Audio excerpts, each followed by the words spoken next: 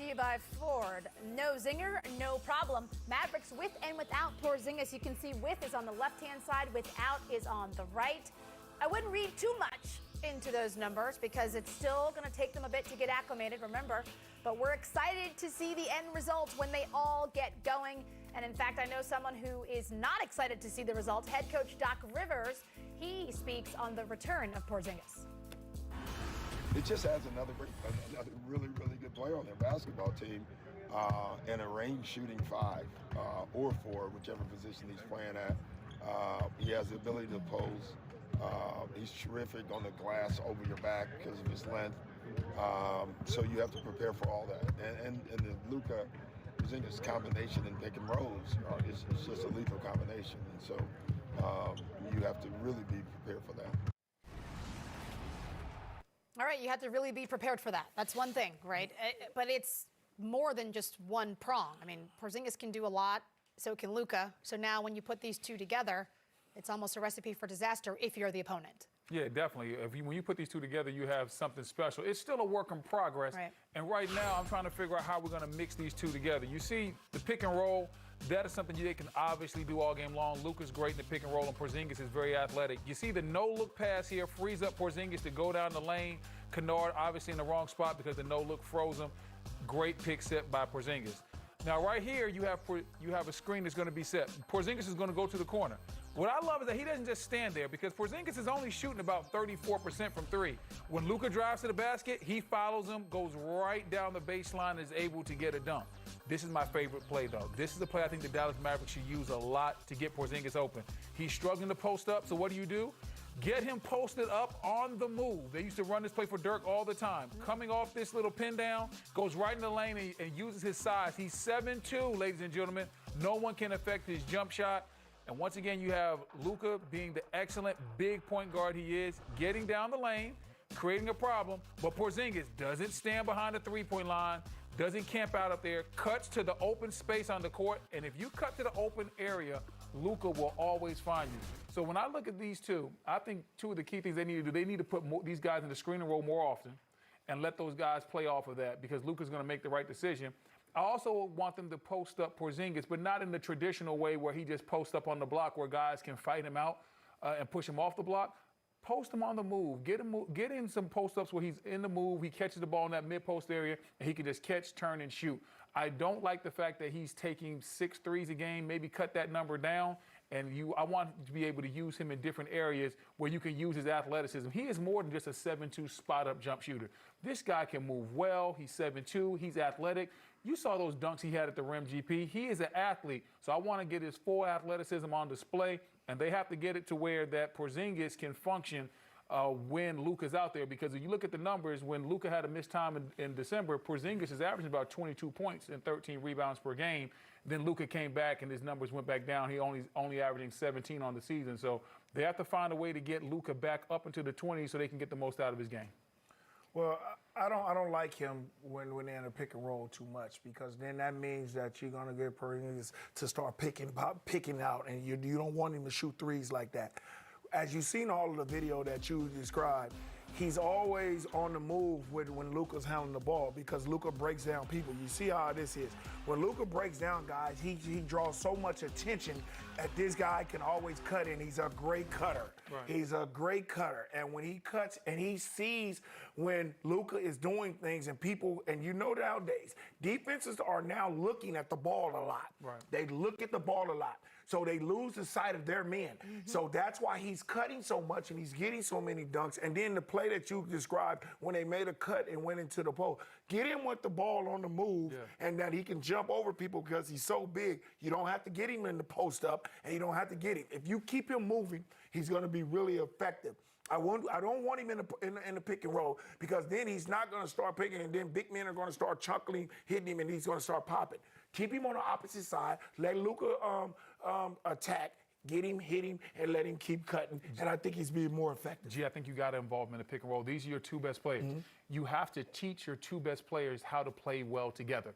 If you're Dallas, it's about more than just this year. You're building a foundation moving forward. Your two best players are going to have to be able to play together because I've run that playbook that Coach Carlisle has, And when guys like Jason Terry and Dirk were playing well together, the playbook, there's so many plays where those guys can come off pin downs and do things and take advantage of the unique skill sets that they have. So I think the playbook works better if these two guys can get on the same page. But he's not that type of basketball player, Brendan. So I understand what you're saying. He's not like an AD. You can't play him in a pick and roll with him like him and LeBron does, because if AD gets in the pick and roll, he can put his back to the basket and he turns over and shoots over. Porzingis does not do that, so we won't put him in a situation where he's going to not be successful. So don't put him into that. I get it. You're going to have to find other ways to get him in the thing, because he's not like an AD.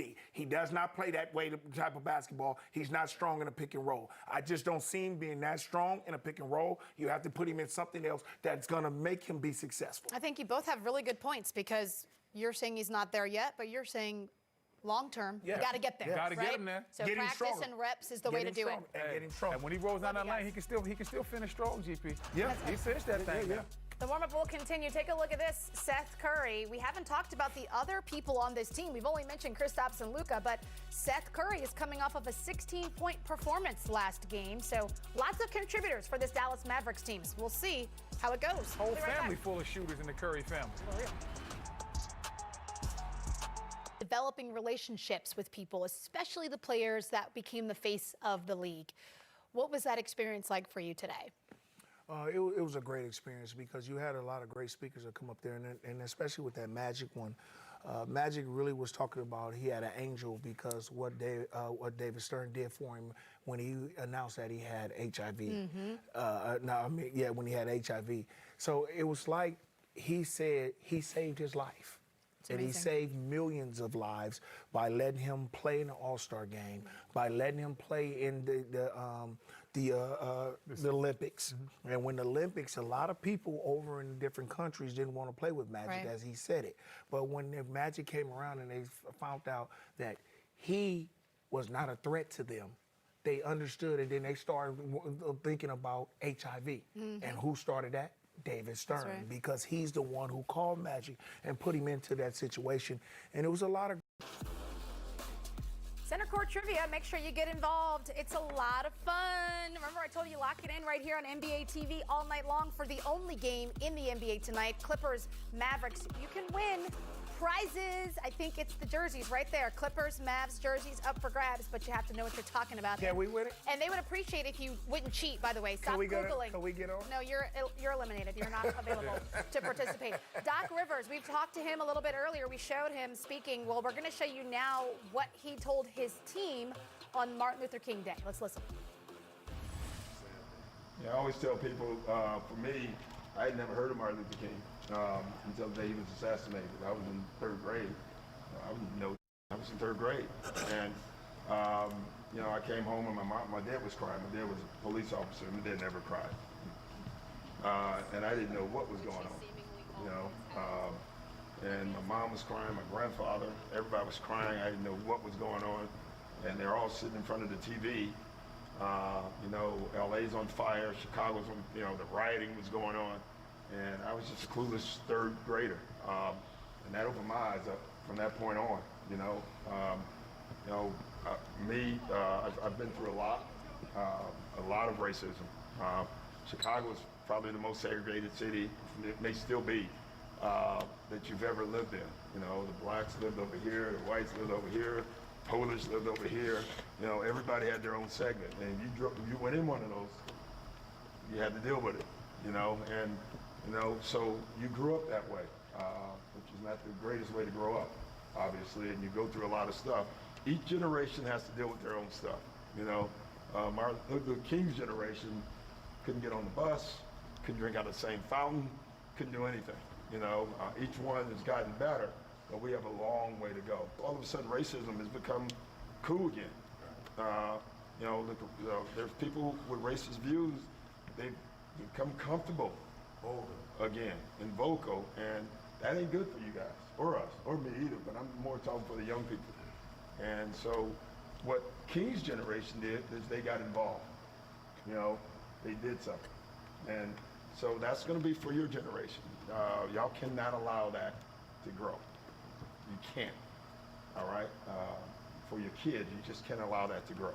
And you can deal with that and do that in any way you want to.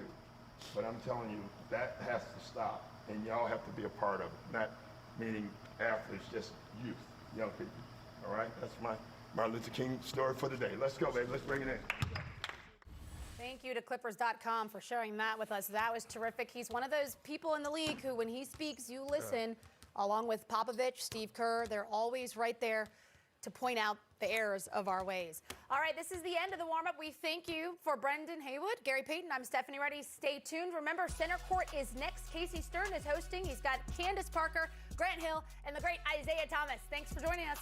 See you next time. The legend Zeke in the building. I see you, Zeke.